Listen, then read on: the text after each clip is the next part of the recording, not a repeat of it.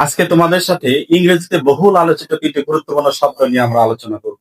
শব্দ তিনটি হলো সামটাইম, সামটাইমস এবং সামটাইম।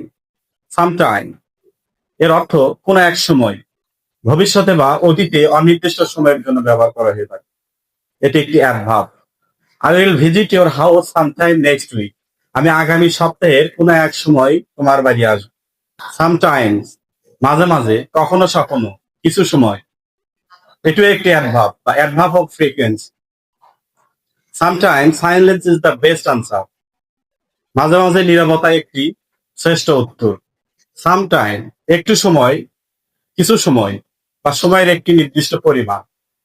এটি ডিটারমিনার প্লাস নাউন, অর্থাৎ একটি নির্ধারক ও বিশেষ্য নিয়ে গঠিত। শব্দটি একটি নাউন ফ্রেজ। সে stayed there for some time. সে সেখানে কিছুক্ষণ ছিল।